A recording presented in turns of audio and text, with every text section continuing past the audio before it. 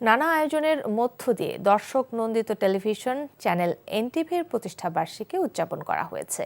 কোথাও বৃক্ষরোপণ, কোথাও কোরআন খতম ও দোয়া মাহফিলের মাধ্যমে দিনটি পালন করা হয়।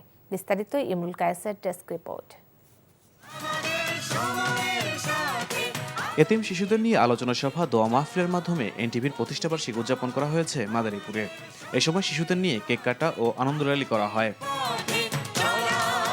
কেক কাটা, আলোচনা সভার মধ্য দিয়ে ঠাকুরগাঁয়ে এনটিভির প্রতিষ্ঠাবার্ষিকী উদযাপন করা হয়েছে। এ সময় জেলা press club, television journalist association, জেলা বিএনপি ও জেলা জামায়াতের নেতাকর্মীরা উপস্থিত ছিলেন। ঝিনাইদহে বর্ণাঢ্য র্যালি, কেক কাটা ও আলোচনা সভার মধ্য দিয়ে এনটিভির জন্মদিন উদযাপন করা হয়েছে। এই সময় জেলা প্রশাসনের কর্মকর্তারা উপস্থিত ছিলেন। ভালুকায় ইন্টারন্যাশনাল টেলিভিশন চ্যানেল এনটিভির 23তম প্রতিষ্ঠাবার্ষিকী ঘিরে কেক কাটা ও আনন্দ র্যালি করা হয়েছে। আনন্দ র্যালি, কেক কাটা ও আলোচনা সভার মধ্য দিয়ে গাইবান্ধায় এনটিভির 23তম প্রতিষ্ঠাবার্ষিকী উদযাপন করা হয়েছে। এ সময় গাইবান্ধা 4 আসনের সাবেক সংসদ সদস্য শামীম কায়সার লিংকন উপস্থিত ছিলেন।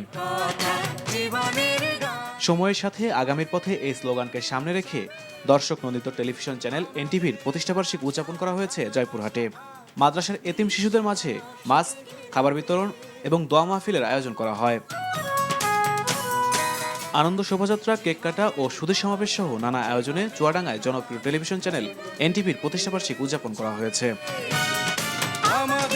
এনটিভির প্রতিষ্ঠাবার্ষিকী উপলক্ষে গাজীপুর প্রেস ক্লাবে কেক কাটা, আলোচনা সভা ও প্রীতিভোজের আয়োজন করা হয়।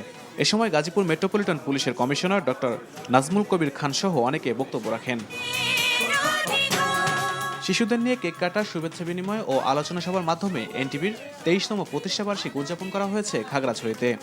এ সময় জেলা প্রশাসক এবিএম ইফতাকারুল ইসলাম খন্দকার এনটিভির প্রশংসা করেন।